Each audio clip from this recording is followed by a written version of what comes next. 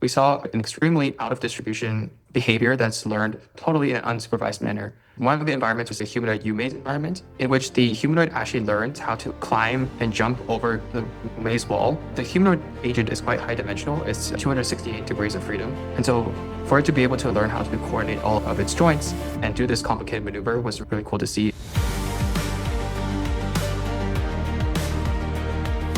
So let's just go ahead and get started with your paper, 1000 layer networks for self-supervised RL, scaling depth can enable new goal reaching capabilities. So this was, obviously an incredible paper. It won the best paper award at NeurIPS 2025, and is super impactful in kind of like the RL scaling space. So maybe just talk to us a little bit about the motivation, like how'd you guys get started? Why 1000 layers as opposed to 100 layers? Yeah. Like what's the story? Yeah, for sure. So I think one way to look at the paper is if we think about the landscape of deep learning, you have, natural language processing, you have computer vision, you have reinforcement learning. We noticed that in, for example, language and vision, we have sort of converged this paradigm of scaling up networks to, hundreds of billions, trillions of parameters large. And we've seen really amazing deep learning breakthroughs from that. But if we look at reinforcement learning, like traditional deep reinforcement learning, the frontier algorithms are still using tiny networks like 2-layer MLPs, 4-layer MLPs. And so I think the idea of this project is to question that and to think about, can we actually leverage insights from language and vision to achieve similar types of scaling in reinforcement learning? And we learned what we do in this project is basically instead of using standard reinforcement learning, maybe you could call it like value-based RL, where we're learning some sort of value function and sort of iterating on top of that, which we know that is quite not scalable. We do RL in a different paradigm, in a self-supervised manner, where we're actually learning representations of states, actions, and future states, such that the representations of the states and actions along the same trajectory are pushed together, and representations along different trajectories are pushed apart. And we're doing reinforcement learning in this kind of like self-supervised manner. And we're able to come up with a recipe that actually enables us to scale up our network significantly, in some environments up to 1,000 layers. And we see really, really cool behaviors with performance increases, but also novel behaviors that emerge from this, which are some of the things you can see in the paper. hmm Awesome. So, I guess like kind of the first step of what you guys, kind of do in the paper is you kind of rethink the conventional wisdom, which is that like, RL and self-supervised learning are like not exactly like diametric learning rules, but you can actually like instead of keeping them separated, you can kind of marry them together. Talk to us a little Yeah. bit about kind of the choice to, I guess, maybe disobey the conventional wisdom. Like how would you kind of come to that realization and talk to us a little bit about that decision? Yeah, I think, well, so first we know like self-supervised learning is a very successful paradigm in other areas of like deep learning. In reinforcement learning, there's not like a direct notion of self-supervised learning. But actually, like if we look at the literature, there has been in recent few years a proliferation of what are called like self-supervised RL methods, Mm-hmm. where we can actually marry the two in some sense, in which we basically are able to train reinforcement learning agents to sort of solve goals, like solve tasks, reach goals, learn skills without actually needing to give it any human supervised reward signals. And so we're basically doing reinforcement learning without any reinforcement, without any rewards. So this is like a subfield of RL called like goal conditioned RL. Mm-hmm. And the way we do this is by actually doing some sort of like self-supervised learning, Mm-hmm. in which basically the trajectories that the agent collects itself, we're able to use that through a mechanism called Hindsight relabeling, Mm-hmm. in order to get learning signal on how to reach goals and solve tasks in a way that doesn't actually require human supervision. And we do find that like this kind of objective actually is significantly more scale. We can actually scale this objective in sort of similar analogous ways that, that maybe language or like self-supervised learning in other areas of deep learning can scale. Awesome. And talk to us a little bit about kind of like data scale here, right? Like, I mean, generally in RL, like data sparsity has always been like a big issue historically. Yeah. But obviously, kind of everybody these days is working in RL environments, right? And so there's like a lot of these, especially like GPU accelerated ones. I think in the paper you guys talked about how you guys worked on like JAX GCRL. So I mean, generally the audience probably has a decent understanding of RL environments. Talk to us a little bit about kind of why you guys picked JAX, GCRL. And you guys had some interesting tasks, right? Like robotic locomotion, navigation, manipulation. How'd you pick those tasks? Like what has kind of been the trend and like how has like the increase in the number of RL environments kind of like solved this bottleneck for you guys? Yeah. I think you made the point earlier that like RL data sparsity has been a challenge. But like luckily, like right now, like I think in the previous few years, there has been a proliferation of GPU accelerated environments in which we can collect, hundreds or even tens and hundreds of millions of time step of environment data within just a few hours.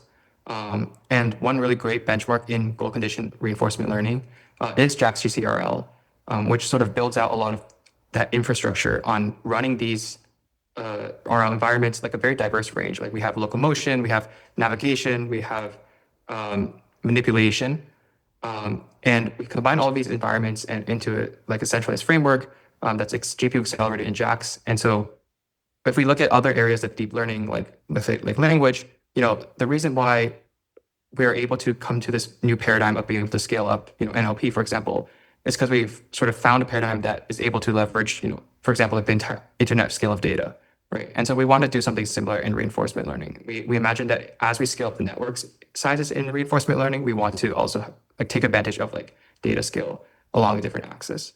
Hmm. Awesome. And then like as and kind of another challenge with RL generally is that like you have a lot of these like sparse delayed rewards, right? Whereas I guess like in maybe other cases like in like next word token prediction, you have like a token and text and that kind of becomes a labeled example. So let's talk a little bit about kind of like this problem. I think specifically you guys use like HER, right? Or like like experience replay. It's like a way to like relabel each trajectory with like the goal that the agent actually achieved. So that way like all the trajectory data, even the unsuccessful attempts that didn't reach the goal reward basically become these like labeled samples. So this is like a very, very, very big problem with RL. Like I Yeah. think even gold conditioned RL only gives you like I want to say like it only gives you like one bit of reward feedback, right, for every trajectory. Yeah. So yeah, talk to us a little bit about the algorithm. Like maybe explain a little bit about kind of how HER works for people that maybe don't understand, and then kind of why you guys used HER. Yeah, for sure. So the first of all, the observation you made is definitely very astute. To like credit assignments and reward sparsity is a big challenge in reinforcement learning, and specifically in goal condition reinforcement learning, it's like the limit of that, right? It's the Yeah. hardest case in which you collect an entire trajectory of data and like you only have one bit of information. So the algorithm we're actually using in the paper is contrastive reinforcement learning, CRL, which is sort of like an extension, or it's like it uses components of hindsight experience replay, Mm-hmm. which is sort of a more broad, more general technique. Mm-hmm. And so the general idea is that in goal condition reinforcement learning, the reward signal is very, very sparse. Mm-hmm. But what we can do is this trick in which we can actually relabel all trajectories of data Mm-hmm. as successful demonstrations to a different goal, right? So like, let's say we imagine we're trying to navigate a maze. Mm-hmm. Let's say the goal is in a really difficult spot, like very far away. Mm-hmm. At the beginning of training, our policy is not going to be super good at, you know, it's not going to be capable of actually reaching that goal. And so we might not get any reward signal from our rollouts. Mm-hmm. What we can do is, let's say we, at the beginning, we roll out some trajectory and it goes to some different area of the maze. We could relabel that trajectory as a successful demonstration to if the goal were at some other location. Mm-hmm. And in so doing, we can actually use this trajectory as a dense reward signal, a dense supervised reward signal to how to achieve this specific different goal. And doing that over time, we're actually able to, in a more sample efficient manner, uh, train our policy to be able to reach goals more generally as the trajectories reach different areas of maze and as our capability we can kind of imagine it as like a radius of capability sort of extends larger and larger until we can finally solve the final goal that we wanted in the first place. Mm-hmm. Awesome. And I guess like another thing that you guys, kind of talk about is this interplay between classification and regression, whereas, like scaling and like Yeah. language and vision are generally classification paradigms. And this is like pretty clear. I'm sure like, it's like relatively intuitive, like a lot of like as you kind of increase the capacity of a network, for instance, you're going to get like, predictably improved cross entropy loss. And I think another thing that's really exciting is like you basically use this info NCE objective, right? Which is kind of like a Yeah. generalization of cross entropy loss. And that has some interesting kind of implications on like how you're able to perform RL tasks and things like this. Maybe just talk to us a little bit about, that, objective that you used, kind of the difference between the two. And then critically, like, kind of, I guess like one of the key insights of the paper is that you're scaling in RL because you've noticed that like, okay, when, people have already scaled largely in language and vision, talk to us a little bit about maybe the differences of like scaling in language and vision and like scaling in RL. I mean, I think we've already hit on some of them, but if there are any other ones, feel free to kind of include those. Yeah, for sure. Yeah, so I think basically like if we think about language and vision, the objective is very clean. Like it's just directly next word prediction. Right. Whereas I think a lot of reason why RL is much more difficult to scale is that there's so many different moving parts. And if you try to naively, like for example, take Q learning and increase the network capacity, you'll run into a lot of issues like training stability Yep. or overfitting to earlier experiences, like plasticity loss. There's a lot of these different issues that come up. And so, in terms of the objective, Mm-hmm. we use a different objective than what is in sort of the mainstream line of reinforcement learning. Mm-hmm. In terms of the classification versus regression, if you think about mainstream value learning, it is a regressive problem. Like you're sort of regressing to noisily bootstrapped TD targets to Mm-hmm. learn your Q values. And this can often be quite unstable. And if you sort of try to, naively scale up your networks, Mm-hmm. you can exacerbate that instability. Right. Um, Actually, there was a paper by Google DeepMind recently that actually did something where they basically took value-based learning, Mm-hmm. and instead of learning the Q value with regression, Mm-hmm. they sort of discretized the critics into sort of like buckets and used cross-entropy based classification to sort of do value learning. Mm-hmm. And they found that actually you do get more scalable properties when you do something like that, Mm-hmm. which is kind of one hint in the direction of like perhaps classification cross-entropy loss, which has been sort of the objective in other areas of deep learning, Mm-hmm. can be an aspect that helps scale reinforcement learning. Mm-hmm. And so our work is sort of a work where we actually use, instead of sort of discretizing a fundamentally regressive paradigm into classification, we do reinforcement learning in a different approach, which is an algorithm that's like itself fundamentally like a classification problem. Mm-hmm. Like CRL, in some sense, is a classification in which basically we're trying to predict if this future state is along the same trajectory or a different trajectory. Mm-hmm. And as you mentioned, info NT loss is like a generalization of cross-entry loss. Mm-hmm. And so perhaps like one way to see our paper is that it's a second piece of evidence that's, classification, cross-entropy loss is one aspect, or like in our paper, we call it like a building block, could be potentially like a building block towards the recipe of scaling reinforcement learning. Mm-hmm. Of course. And we would be kind of, amiss not to mention kind of the elephant in the room with training RL, which is like training instability, right? Which I guess you sort of just like touched upon. This is like a really annoying problem for pretty much any Yeah. RL researcher. And it's not just a problem with RL, it's a problem with a lot of training, a lot of different things, but particularly in RL. So to solve this, there's a lot of different like tactics people use, right? There's like residual connections, there's like activations, normalization, so on and so forth. Talk to us a little bit about kind of how you ended up solving this, especially because kind of the crux of your paper is scaling this up really, really largely. Like how much training instability was there? Like give us an idea and like talk to us a little bit about like the specific approaches you use to be able to solve that. Yeah, that's a great point. So what I guess what I just mentioned is more like on the objective side. So Mm-hmm. basically, like the sort of TLDR of our paper is that like the objective is important to scaling RL, but as you mentioned, actually like the objective itself is not sufficient. There are also these architectural components that we put into the recipe in order to actually enable the training stability that's required to basically train like these massively deep networks, right? Mm-hmm. So in the paper, the final result is like our recipe is, we use residual connections, we use layer normalization, we use switch activation. And the combination of these three is what enables stable training. Mm-hmm. And actually, if you go back to like when we first started the project, Mm-hmm. it was kind of funny because at that time, it really requires this combination Yeah. of these three components. Yep. We at the beginning of our project, I do remember we tried scaling, for example, with just residual connections. Mm-hmm. Or sorry, I think we tried adding just residual connections. We found the performance actually degraded. Mm-hmm. We tried just scaling up the depth of the networks. We Mm-hmm. found that the performance actually degraded. Mm-hmm. But it was like the combination of scaling up these networks with the residual connections and the architectural components Mm-hmm. that together enabled the results that we saw in the paper. Mm-hmm. Yeah, awesome. All right, so let's just go ahead and like dive a bit deeper now into kind of like the results that you kind of went through, and then we'll get into like discussion, future work, and a bit of the Sure. impact. So kind of going through this a bit like more granularly, right? Like what like kind of the key result that you are able to show is that like okay, scaling network depth, yields performance gains, and like concretely, you guys do this across a bunch of different tasks, right? Locomotion, navigation, manipulation, etc. And in some cases, you see stuff like I guess performance where you're like doubling, for instance, and then in other cases, you see it like all the way going up to like 50x improvements, right? And I think the 50x might have been on like humanoid based tasks, for instance. But Yeah. what's interesting about this is that like instead of scaling smoothly, the performance jumps at these like specific critical depths. And you guys also in the paper talk about like this qualitative, like these like kind of set of qualitatively distinct learned policies, which we'll also get into. But just talk to us about like from like a high level, in your results, like what were you surprised by, and like why are kind of these jumps happening?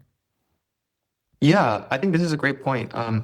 Even going back to the beginning of the research, I do remember like going to like one of the meetings with my professor, Yeah. and I showed him a plot where basically we have some depth. The performance was like okay. Mm-hmm. We scaled depth, we doubled the depth. The Mm-hmm. performance like got a little bit better, and at some point when we doubled depth again, like the performance just like skyrocketed. Mm-hmm. And this was like a really interesting finding. And is going back to the analogy with language was something that's quite exciting. Mm-hmm.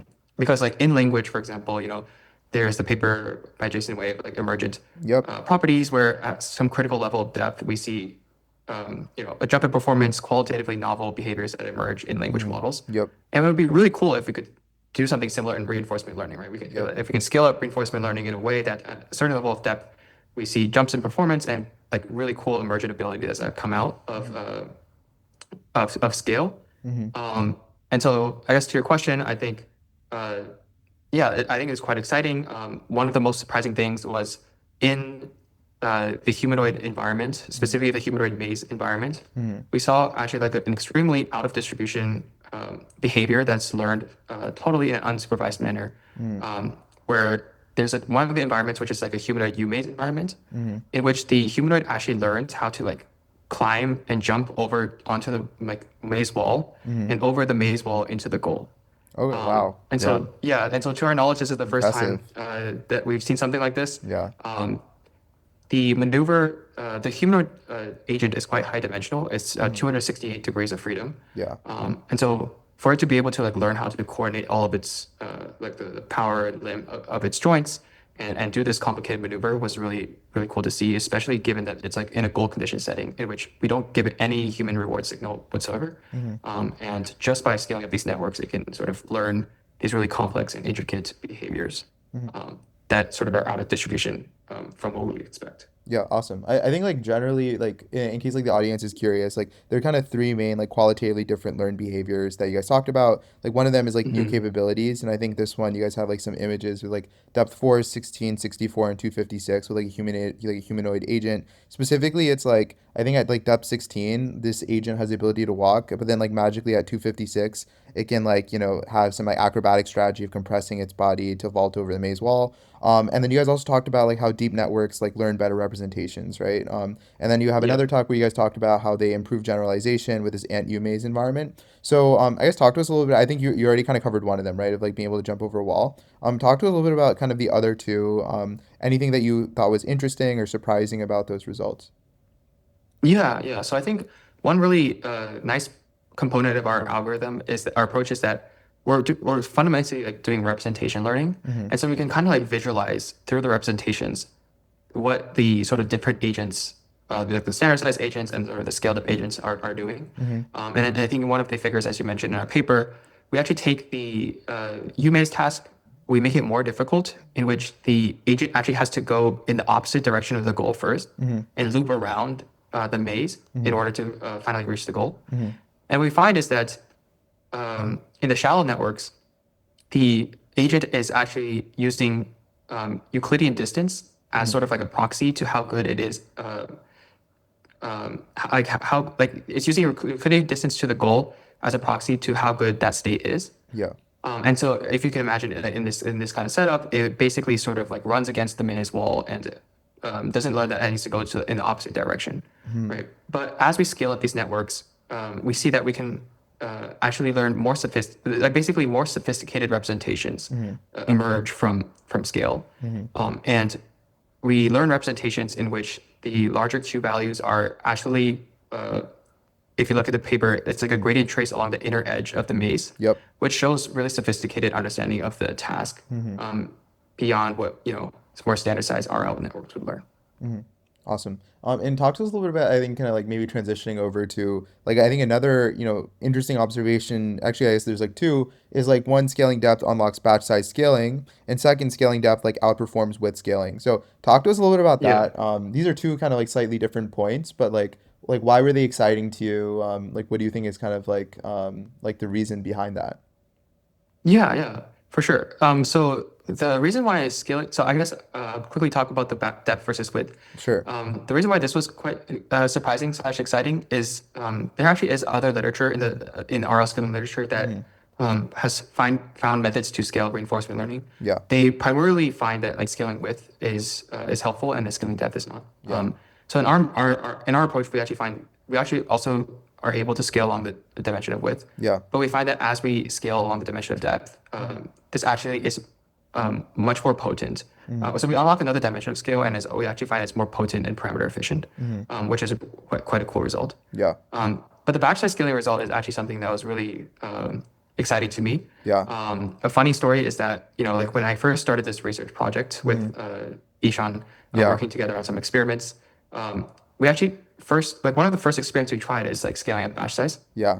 And the motivation here is that if we think about reinforcement learning as sort of an area of deep learning in which it's quite signal sparse, Hmm. right? Going back to what we said Yeah. in the Yeah. Yeah. beginning, where like entire trajectory is just like maybe like one bit of reward signal. Hmm. Um, Intuitively, that means that the signal that we learn or like the gradients of our updates Hmm. could have quite high variance, right? Hmm. And so intuitively, scaling batch size should, in theory, help narrow down that variance and perhaps improve learning stability. Hmm. But actually, in other areas of deep learning and also in our early experiments, we found that this is not the case. Hmm. Scaling batch size, mildly improves performance slash sometimes even degrades performance. Hmm. But we also know in deep learning that scaling batch size is most effective Hmm. when we have large network capacity that's able to take advantage of that batch size, Yep. right? And so one hypothesis is perhaps scaling batch size can be useful in reinforcement learning. Hmm. It's just that the standard sized networks or the small, tiny networks that RL typically uses is not capable of taking advantage or leveraging those scaled up batch sizes. And because our research scales up reinforcement learning to such large networks, it's actually a perfect test bed for this hypothesis. Hmm. And so later on, like basically full circle moments after basically like the vast majority of our researchers finished, I was kind of just curious about this, and I just like ran this experiment of using the larger networks and scaled networks to and ran the same exact batch size ablation. And this time, it worked perfectly. And we can actually also scale along the batch size dimension, which is quite a cool result. And so, yeah, I think overall taking into the width scaling, the depth scaling, the batch size scaling, like one cool thing about our work is that we kind of find these and enable these different dimensions of scale, right? We can scale along width, scale along depth, scale along batch size, and each of these dimensions can improve performance and perhaps unlock new capabilities jointly. Yeah, awesome. Let's go ahead and move over to like limits of scaling. So, Sure. I'm sure a lot of the audience is curious, like, all right, Kevin, great work. Why a Yeah. thousand? Why not 10,000? Why not 100,000? Like, kind of like at what point does this stuff plateau? And so in the paper, you guys talk about a few things here that are interesting. Like one of them is like I think in like human big maze, or humanoid big maze, which is like like for people wondering, it's like one of the kind of conditions that you guys were testing. You guys scaled it up to like 1,024 layers and performance plateaus. But then humanoid U maze, which is kind of the one where like the maneuver that you need to learn is like pretty complex because you have to like flip over the wall. That Kevin was talking about earlier. It still improves when you go from like depth 256 to 1,024. So that kind of like maybe tells us that like kind of depending on how complex the task is, that like might sort of like impact when like I guess at what layer things will sort of plateau. Another thing that you guys talk about is like kind of like actor loss, right? So like this is also Mhm. very interesting. When you guys talk about how this like actor loss basically explodes in certain cases for like the 1,024 layer training runs, and like that's why you maintained actor depth at like 512. while using like 1024 layer networks. So let's kind of go into both of these. Like first of all, I guess like 1000 is like a bit of a magic number. I guess like maybe for your specific environments, it like kind of made sense for like, the one where you're flipping over a wall. Do you guys have confidence that like 1000 is like a good number for like other environments? Like maybe if, more generalizably, if people are trying to run it on other tasks, like do you think 1000 is a good number? Do you think people should figure out kind of what number is best for them? And how do you kind of like measure the relationship between tasks and like the number of layers? And then secondly, talk to us a little bit about kind of like the after loss exploding. And for people who, are a bit like confused what that Yeah. means, talk to us a little bit about that. Yeah, that's a great question. I think this is part of the reason why we sort of wanted to test on a wide range of different tasks. And we do sort of, we don't scale to 1,000 for, one clarification is we don't scale to 1,000 layers for every single task. Right. Like the human use maze task, for example, that you mentioned. Yeah. And so I think the answer to this is that, like what's most exciting to me is that some tasks we scale it to, let's say 32, 64 layers, and Yeah. it sort of saturates in performance. Yeah. Right. But what we find is that as the complexity and observational dimensionality of the task increases, we can actually further, the task scales further, right? Yeah. So like, for example, like maybe some more simpler tasks or lower dimensional tasks, it might saturate at some level of depth. But as the task gets more and more difficult, for example, the humanoid is 600 to 268 degrees of freedom, we actually can increase the level to which we scale and continue to sort of push the boundary of the capabilities of the agent. And so specifically to the depth we scale, so for all the 10 tasks, by default, we scale up to depth 64. And I think this saturates almost like all of the sort of the task we get basically almost near perfect performance for the vast majority of these tasks, and achieve state of the art on to Jack's CCR benchmark. And there are these two new sort of the newest tasks that were added to Jack's GCRL, which is the humanoid maze tasks, in which these are basically the most difficult tasks, in which we have to simultaneously control the locomotion of a humanoid and also sort of perform navigation of the maze. And we find that in these tasks, we wanted to basically test the limits of scaling and see like how far we can push it. And so the exciting result is that, like, for example, in the humanoid maze task, we were able to push it all the way to 1,000 layers, and we saw increasing performance and these like really cool abilities that come out of it. The humanoid big maze task actually started to plateau. So this sort of approach isn't like it's not a perfect, you could just like throw this and it'll solve anything under the sun. Yeah.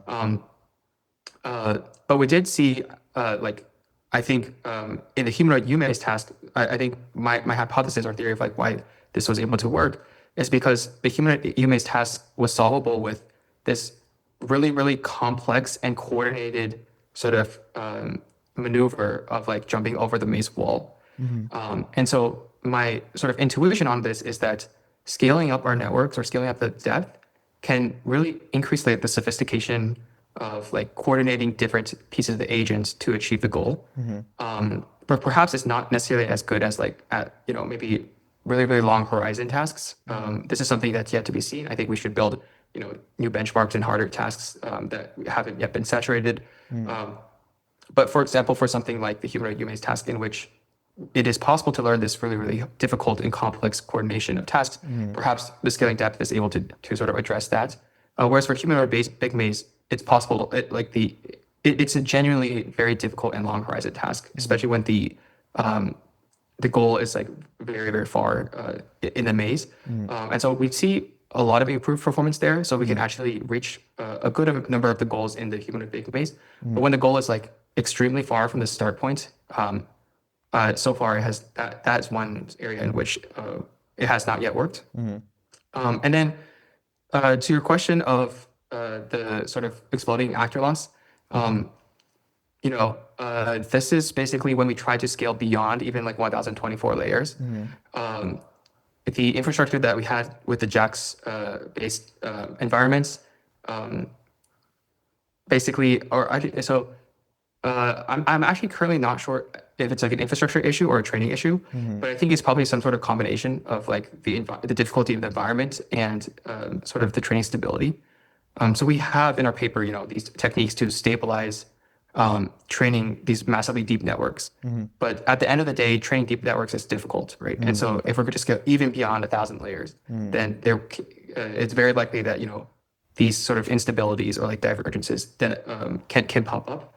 That's not to say like one area of future research that could be very interesting is, are there other components, are there other architectural techniques that we can integrate into our approach that can even further stabilize training and perhaps even push the limits of what we can do here? Yeah.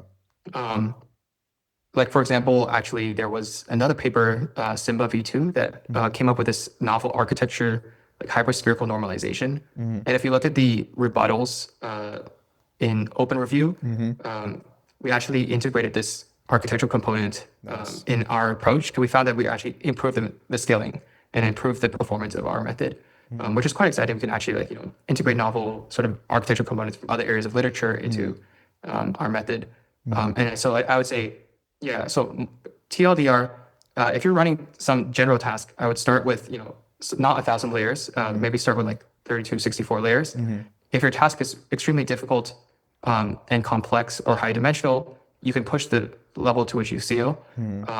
It's not a catch-all, like you can't solve every task under the sun. Like there are some tasks like human being ways that don't solve it. And I'm excited for other areas of research and additional sort of architectural innovations that allow us to push even beyond like 1,000 layers. Awesome. And like I think there are a lot of different future directions here, and maybe for the sake of Yeah, time, we can't unfortunately cover all of them, but I'll like list a right. few and then maybe you can talk about like maybe one or two that you're particularly excited about. So I mean like I think one of the ones you talked about is like pushing depth scaling further. There's like some work with like single goal settings. There's like better ways to like maybe get a more rigorous theoretical understanding of like why depth scaling in CRL works. There is a large area of like offline RL, transfer learning, distributed training. So there's a lot of different directions. I guess if you had to like sum it up like in like maybe a minute or two, like what are you most excited about? Like what do you think is like the most important problem to solve next, given kind of all your research? Yeah, I think the most important problem to solve next is perhaps build even more difficult, long horizon, even perhaps hierarchical tasks, and see to like truly see to what limits some approach like an approach like ours could go. Like personally, I'm very interested in pushing the limits of the capabilities of training RL agents. And so we saturated basically every single task in JAX-GCRL. It would be really cool to sort of like have a next version of the benchmark that, like even longer horizon, even more difficult. And one area is that in this depth paper, we focus primarily on scaling depth. But we also mentioned like width and batch size, right? And so in some world, we could have a paradigm or a regime in which we push depth to the largest that we can scale, let's say 1,000 layers, but we simultaneously also scale width to the largest that it can scale, and then also scale batch size to the largest it scale, and sort of combine these different dimensions of scale together and see like truly how far can we push this. I think if sort of compute-wise, we might have to set up some sort of distributed training in order to get this to work. So that's one area. And I think the second area is basically sort of figure out not just pushing the limits in the areas that we can't solve right now, but also like figuring out how we can integrate this into like other problems in other areas of reinforcement learning. Like for example, ran some experiments trying to like solve like a Rubik's cube, for example, with goal conditional reinforcement learning. Sure. And I found that actually I was also able to solve like scale along this dimension. I was basically solving like I did a very simple experiment, like training a critic to like solve 2x2 Rubik's cubes. And as we scaled the critic depth, we can actually increase the reasoning performance. Actually, I think there is like a recent paper from Professor Eisenbach that's like working on Rubik's cubes. Instead of just like sort of robotics and physical intelligence, can we actually, push along dimensions of like different dimensions of intelligence? So that's another direction. There's a ton of different directions. Single walls, all you need is a really cool paper from Professor Eisenbach's lab. Can we also scale single goal reinforcement learning? Because single goal reinforcement learning, it's basically a genuinely unsupervised setup where there's absolutely no human supervision. Like we don't even give sub goals to the task in addition to the reward signal. And I guess the final thing is that can we actually get this to work in practice? Right. Like, can we sort of like make a dent in robotics, for example, with our approach?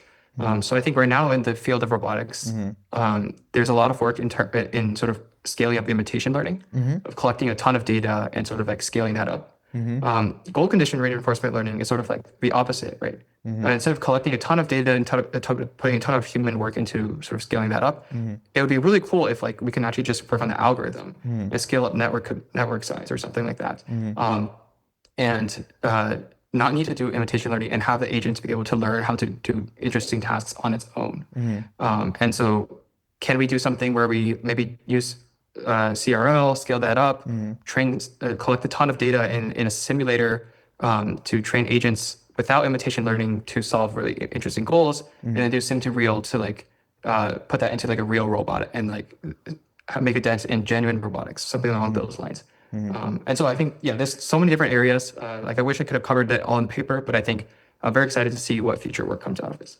Awesome. And I guess like maybe one last thing before we move a bit more to your background and journey. Sure. This is like obviously super impactful. I mean, for pretty much anybody in the Bay right now, RL is like maybe one of the most, well-known buzzwords. And like more recently, Yeah. RL scaling. And we had Devrit, for instance, also on the podcast who worked on like the RL scaling laws paper during his time at Meta Superintelligence Labs. Like this is like a really, really, really important area. I think you touched upon one really important application, right, which is robotics. Like talk to us a little bit about like more broadly, like, for people in the audience who maybe are just wondering like, all right, sounds super interesting. So what? Like, why is Mhm. large scale RL so important today? Like Yeah. I think maybe for people that don't understand, like RL has had a huge impact on like not just like the startup ecosystem, but also like pretty much the success in like training of most models that we commonly use today. Like what applications do you think like will impact kind of the everyday person the most? And like where do you kind of see large scale RL like moving the needle in like end user applications? Yeah, that's a good question. I think I'd probably broadly categorize reinforcement learning in two different camps. There's like, Sure. especially when we're talking about scaling, Yep. there's sort of like the language model, like LLM RL, Yep. which is sort of a lot of the buzz of like scaling up RL. Yep. Um, in that aspect, we've already seen like really like clear results on like scaling RL clearly works. It significantly increases the reasoning ability of language models. The differentiator there is though is that sort of area like sort of language model RL has a very strong prior, right? We Mm-hmm. have an entire pre-trained model to give it to RL, whereas in a work like ours, sort of more traditional RL slash robotics, we're basically training agents from scratch. We don't have some large scale set of pre-training data like internet to sort of train our models on. Mm-hmm. It could be the case that like some final paradigm we can maybe combine some sort of like to imitation learning and then some reinforcement learning. I think what I'm excited about is like can we scale up like algorithmically Mm-hmm. in traditional RL that allows it to have some of the similar breakthroughs in these different areas of like not just language model but like robotics, like nuclear fusion, like self-driving. There's so many different sort of applications of reinforcement learning that is not language model RL Mm-hmm. that would be really, really cool if we can also scale up in analogous ways. Awesome. Alrighty. So now we'll maybe move on to kind of like the second part of the podcast. Yep. This part will be a lot more brief. So talk to us a little bit about kind of like your journey. So maybe grew up in the Bay Area, went to Harker, which people who don't know, amazing high Yep. school, tons of really amazing people, including some on the podcast as well. Now Kevin. Talk to us a little bit about the journey, kind of growing up. How you first got interested in ML, and then like we'll get a bit more into Princeton, working with Ben Eisenbach and like now what you're up to these days. Yeah, for sure. So I basically, I guess, so right now I guess I can go in the reverse order. So, Sure. so right now I actually recently joined OpenAI as a researcher, Mm-hmm. working on reinforcement learning, working on RL reasoning at Mm-hmm. OpenAI. Previous to that, I was undergrad at Princeton, and Mm-hmm. previous to that, like I was a high schooler at Harker, as you Yeah. mentioned. I think when I first sort of got into ML and deep learning, I was just I thought it was really cool. I actually grew up playing this Chinese board game called Go. Yep. Um, and I would actually go back to China before COVID. Like I'd actually go back to China and play like official Go tournaments in Nice. Beijing, and this was like really really fun. Like I played with my grandparents, like with my dad, and that kind of thing. And I remember one moment in which was like the AlphaGo moment Mm-hmm. in 2016. Um, I was very young. I was like captivated by that, like because in my like if you're a Go player, like Mm-hmm. you can kind of appreciate like it's a genuinely very beautiful, elegant, uh, sort of um, sort of creative game that's very hard to imagine that that a computer could actually beat a professional Go player. Yeah. And so when AlphaGo sort of beat Lisa Doll, I was like a little kid and I was like actually stayed up all night to like watch these matches live and I was Nice, like just in nice. shock. So that was kind of my first sort of interaction with ML. Mm, And then I think I did some ML research in high school. I did actually some intersection with like observational astrophysics. mm, And then when I came to Princeton, um, I took some ML classes. I did like an ML internship my freshman summer. mm, And then, yeah, sophomore year, I took a class in reinforcement learning mm, with Professor Eisenbach. mm. Um, and like this guy is just like amazing. He's I like a know really, really great lecturer. he is. He's like super energetic and like down to earth and like so smart and like knowledgeable about reinforcement learning. Hmm.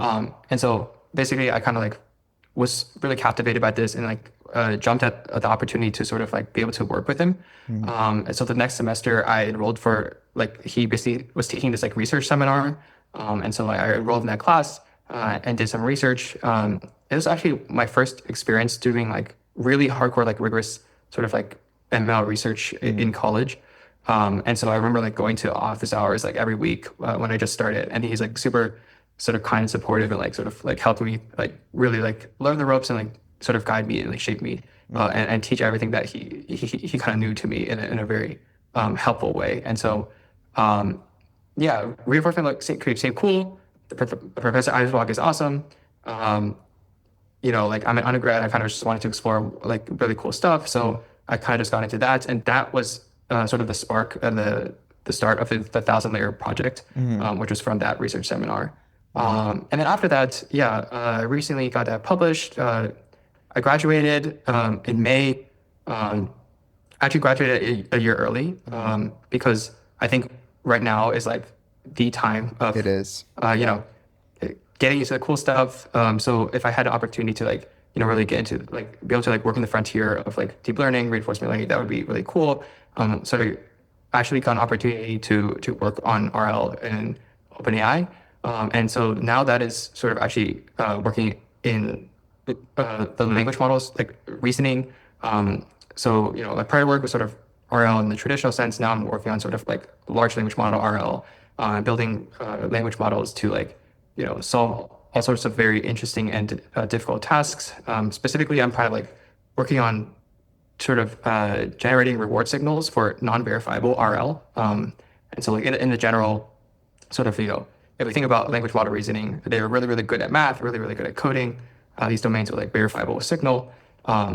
But one sort of gap is like, how can we build these sort of really intelligent reasoning agents that are able to sort of do the entire spectrum of what we want Mm, in like a future world of like, quote unquote AGI. mm. And so that's sort of what I'm working on.